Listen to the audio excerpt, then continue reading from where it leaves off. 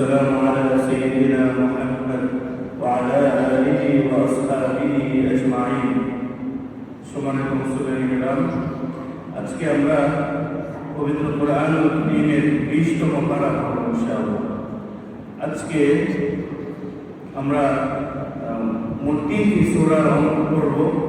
তো প্রথমেই আল্লাহ রাব্বুল আলামিন আজকে তিলাওয়াতের যে প্রথম আয়াত, সে আয়াতে আল্লাহ তাআলা তার বরত্বের কথা বর্ণনা করেছেন। আল্লাহ তাআলা বলেন, বিসমিল্লাহির রহমানির রহিম, আম্মান খালাকাস সামাওয়াতি ওয়াল আরদ ওয়া আনজালা লাকুম মিনাস সামাই মাআ। এই আকাশ এবং জমিন কি কে সৃষ্টি করেছে? ওয়া আনজালা মিনাস সামাই মাআ, আকাশ থেকে কে বৃষ্টি দেয়? এবং পরবর্তী আয়াতে আল্লাহ তাআলা বলেন, ওয়া হাদাইকা যাতা বাহজা, আকাশের বৃষ্টি দিয়ে এই জমিনে যে মনোরম বাগান সৃষ্টি হয়, এই বাগান আল্লাহ তাআলাই করেন। আল্লাহ তাআলা তার বরত্বের কথা বলে তিনি বলেন, আইলাহুম মাআল্লাহ। আল্লাহ তাআলা তার বরত্বের কথা বলেছেন, এটা কি অন্য কোনো মাবুদের পক্ষে করা সম্ভব? অন্য কোনো ইলাহের পক্ষে সম্ভব? তো আল্লাহ রাব্বুল আলামিন আজকের আয়াতের শুরুতে তার বরত্বের কথা দিয়ে শুরু করেছেন। আজকে আমরা তিলাওয়াতের মধ্যে 4 নম্বর পৃষ্ঠায় একটি সূরা পাবো। সেই সূরা হচ্ছে সূরাতুল কাসাস। এই সূরার কাসাসের অর্থই হচ্ছে ঘটনার সূরা। আল্লাহ রাব্বুল আলামিন এখানে শুরুতে প্রায় 50-এর অধিক আয়াত জুড়ে সাইয়েদনা মূসা আলাইহিস সালামের ঘটনা বর্ণনা করেছে। তো এখন যেখানে এত আয়াত ঘটনা, সেখানে তো আসলে 2-3 আয়াতে কিছু বলা সম্ভব না। শুধু আপনাদেরকে কাজ করে যাই, ইনশাআল্লাহ যারা আগ্রহী আছেন আপনারা একান্তে বাসায় এগুলো করবেন। আল্লাহ রাব্বুল আলামিন এই সূরাতুল কাসাসে শুরুতেই সাইয়েদনা মূসা আলাইহিস সালামের জন্মের ঘটনা বর্ণনা করেছেন।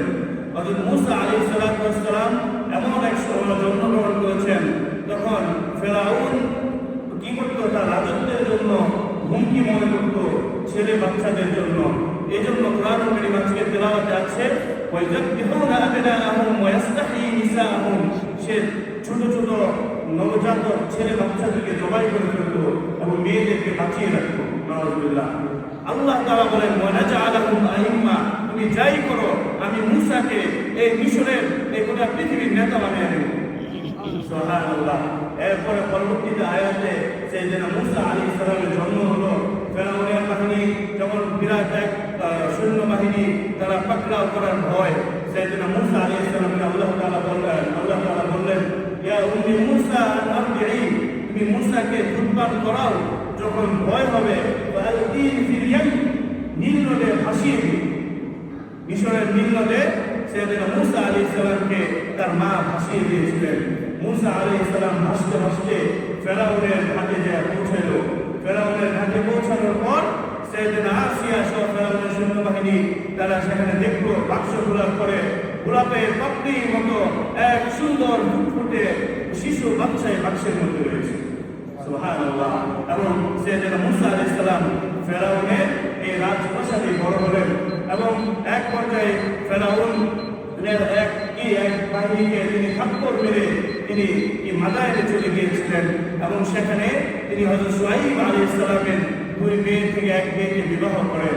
তো কোরআন কারীমে আজকে আমাদের তেলাওয়াতের 7 নম্বর পৃষ্ঠায় সূরাতুল এই কাসাসে একটি চমৎকার দোয়া আল্লাহ তাআলা বলেছেন। সাইয়েদনা মূসা যখন দেশ থেকে চলে গিয়ে এমন এক সিচুয়েশন যেখানে কিছুই নাই, লতা পাতা ছাড়া খাবারের কিছু নাই, কোনো সঙ্গী নাই, তিনি আল্লাহর কাছে দোয়া করেছিলেন, রব্বি ইন্নী লিমা আনজালতা ইলাইয়া মিন খাইরিন ফাকির। এই দোয়াটা আমরা সবাই শিখে নিব। হে আল্লাহ, আমি আপনার অনুগ্রহের জন্য ফকির হয়ে বসে আছি। সুবহানাল্লাহি আযীম। আল্লাহ তাআলা সাইয়েদনা মূসার দোয়াকে কবুল করে নিলেন। এইখানে আল্লাহ তাআলা একটি আয়াত দিয়েছেন, অত্যন্ত শিষ্টাচার সম্পর্কিত আয়াত, যে সাইয়েদনা শুআইব আলাইহিস সালামের 2 মেয়ের এক মেয়ে কি করেছিল, লাজুক পায়ে মূসা আলাইহিস সালাম থেকে হেঁটে এসেছিল। এখানে মেয়েদের ভদ্রতার ব্যাপার 1000 বছর আগে আল্লাহ তাআলা শিক্ষা দিয়েছেন। সম্মানিত মুসলিমবৃন্দ, আমরা শেষের দিকে চলে এসেছি। আজকের তিলাওয়াতে 13 নম্বর পৃষ্ঠায় আমরা কারুনের কথা শুনবো। এই কারুনের এত সম্পদ ছিল, কোরআন কারীমে আজকে আছে। এই কারুনের সম্পদ বহন করার জন্য বিরাট শক্তিশালী এক দল লাগতো, শুধু চাবি বহন করার জন্য। হাদিসে আসছে যে 60 জন শক্তিশালী মানুষ লাগতো চাবি বহন করার জন্য, 70টা উট লাগতো চাবি বহন করার জন্য, কিন্তু সে যাকাত দিত না, আল্লাহ তাআলাকে প্রভু হিসেবে মানত না। আল্লাহ তাআলা মিশরের রাজধানী কায়রো থেকে প্রায় 172 কিলোমিটার দূরে কারুনের যে প্রাসাদ, সেখানে আল্লাহ তাআলা তার সম্পদ সহ ফাখাসাফনা বিহি ওয়া বিদারিল আরদ, আল্লাহ তাআলা এই জমিনে তার সম্পদ সহ তাকে বসিয়ে দিয়েছে। আল্লাহু আকবার কবীরা।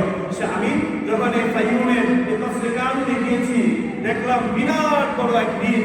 তারপরে আমি সার্চ করলাম যে এটা কত বড় দ্বীপ, যেখানে কারুনকে ডুবিয়ে দেওয়া হয়েছে, সেখানে পানি লেক হয়ে গেছে, তার সম্পদ সবকিছু এখানে দাবিয়ে দেওয়া হয়েছিল। দেখলাম 692 বর্গ মাইল জুড়ে তার এই সম্পদ এখানে। সুবহানাল্লাহিল আযীম। আল্লাহ রাব্বুল আলামিন এই কারুনকে এইভাবেই ডুবিয়ে দিয়ে আজও মিশরের ফাইয়ুমে কারুনের ধ্বংসাবশেষ রেখে দিয়েছেন। আল্লাহ রাব্বুল আলামিন যারা এই ক্ষমতার অপব্যবহার করবে, যাকাত দিবে না, ওদের সম্পদ থেকে কুণ্ঠিত করে রাখবে, কৃপণতা করবে, তাদের পরিণাম এমনই হবে। আজকে সর্বশেষ লাইন আল্লাহ তাআলা সূরা আনকাবুত দিয়েছেন, যে আনকাবুত হচ্ছে মাকড়সা। আল্লাহ তাআলা বলেন একদম শেষ পৃষ্ঠা 20 নম্বর পৃষ্ঠায়, যারা আল্লাহ তাআলা ছাড়া কাউকে অভিভাবক মানবে তারা তাদের অবস্থা হচ্ছে মাকড়সা বাসার মতো। মাকড়সার বাসা যেরকম জাল নেট, দুর্বল নেট, এরকম ভাবে সে ভেঙে চুরমার হয়ে যাবে। এই জন্য মুসলমান গ্রাম আমরা একমাত্র আল্লাহ তাআলাকে অভিভাবক হিসাবে মানবো, আমরা বেশি বেশি দান করবো, কৃপণতা থেকে দূরে থাকবো, নবীদের ঘটনাগুলো জানবো, তাহলে আমাদের জ্ঞান আরো বেশি অনেক বৃদ্ধি পাবে। আল্লাহ রাব্বুল আলামিন আমাদেরকে এইসব বুঝে তারা বেশ তারা মনোযোগ দেওয়ার তৌফিক দান করুন।